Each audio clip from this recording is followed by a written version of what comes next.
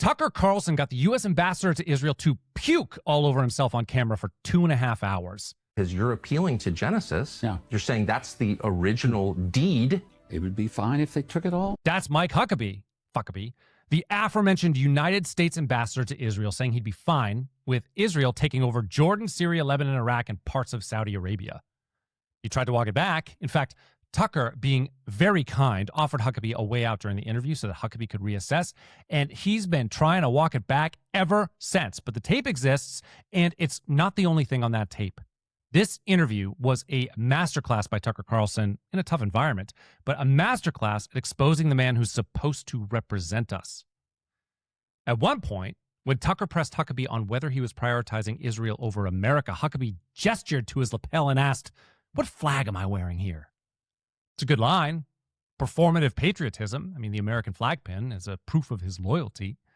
But here's the thing about symbols. They only work if your actions match. Let's check if they do. Example uno. In 2025, Huckabee hosted Jonathan Pollard at the U.S. Embassy in Jerusalem. Now, Pollard is a former U.S. Navy intelligence analyst who sold classified military secrets to Israel, for Israel to in turn use them to trade with the USSR, our Cold War enemy. The damage was so severe that Reagan's Secretary of Defense had to admit it compromised U.S. intelligence sources and risked American forces deployed around the world. Pollard was sentenced to life in prison, but he served 30 years. After his release, Pollard moved to Israel and gave interviews encouraging Jewish Americans with security clearances to spy for Mossad. His exact words were, "All Jews should have dual loyalty." That's not me characterizing him. That's him on the record to Israeli media. And Huckabee hosted him at the embassy, like he's supposed to represent us.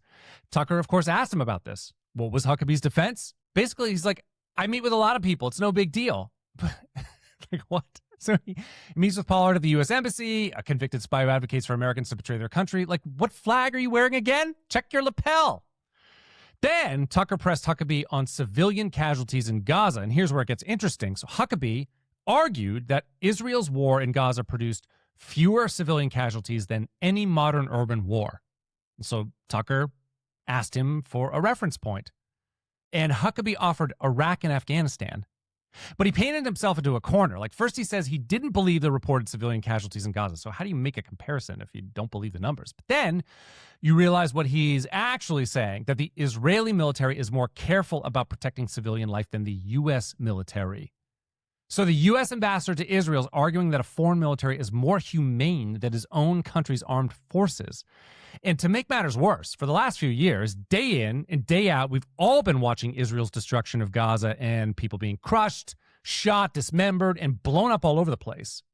That's what Huckabee thinks is proof of a country doing everything they can to limit civilian casualties? And when confronted about the hospitals and the residences that the IDF blew up, killing tens of thousands of civilians, at least Huckabee refused to apply any responsibility at all to Israel. It was fucked up to watch. And that's who he's comparing to the U.S. military? How is this man, again, how is this man representing American interests? Later on, Tucker asked Huckabee directly about the push for war with Iran, about Netanyahu visiting the White House 7 times in 1 year, about whose interests are actually being served here. And then Tucker drew this parallel, the reason why we should be concerned about these visits. The concern is because we did this before. Leading up to the Iraq war, Netanyahu also continuously lobbied the Bush administration to take out Saddam. So it's an obvious question. Netanyahu helped lie us into war before to serve the interests of Israel. Isn't it concerning that he's lobbying for the U.S. to go to war with Iran? Again, to serve the interests of Israel. The last one didn't work out so well, and war with Iran appears to have no upside for the U.S. Like, what's the upside? In Huckabee's defense, he said the Iraq war didn't have anything to do with Israel. He invoked 9/11, saying the Bush administration used 9/11 to justify invading Iraq. But here's the problem. No, they didn't. I mean, 0 hijackers were Iraqi. The justification for Iraq was WMDs. We all remember this. And it was sold to us by Netanyahu and the neocons to get public support for regime change in Iraq. That was the goal. In Iraq, it turned into a catastrophe, killing 1 million people and costing trillions of dollars, and it gave us no benefit. So Huckabee's not confused about any of this. He knows the history. He just doesn't want us to question why the Trump administration is hell-bent selling war with Iran to the American people when it doesn't benefit us at all. It only benefits Israel. But the climax had to be when Tucker asked about Genesis 15:18, which is the passage Christian Zionists use to justify Israel's claim to the land. Huckabee uses it as well. The problem is that land stretches from the Euphrates to the Nile. It's modern-day Israel, Jordan, Syria, Lebanon, parts of Iraq, and Saudi Arabia. So Tucker asked the obvious question. If you're using a passage in the Bible to justify Zionist claim to land, does Israel then have a right to all of that land specified in the Bible? And Huckabee's answer? He said, it would be fine if they took it all. Now, of course, that pissed off the Arab world. Jordan and Saudi Arabia issued a statement. Egypt condemned the remarks. And then, to make it better, Israel's far-right finance minister, Bezalel Smotrich, who openly supports territorial expansion, posted, I heart Huckabee on X.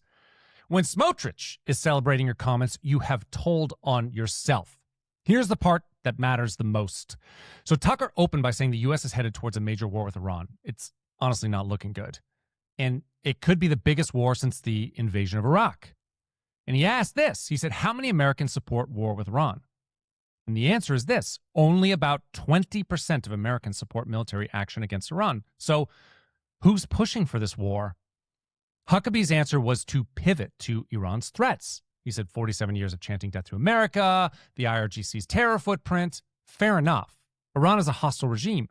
But that wasn't the question. The question was, if 80% of Americans oppose the war and the administration is moving toward it anyway, whose interests are being served?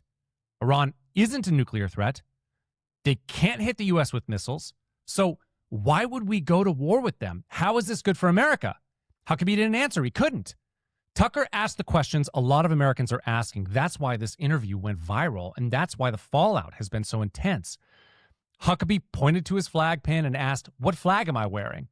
He was wearing the American flag, but he spent 2.5 hours representing Israel. You wear the flag on your dress like a cataract. The dual colors see the truth and then filter it. And now your mind's eye is bruised like a pugilist. You evangelize.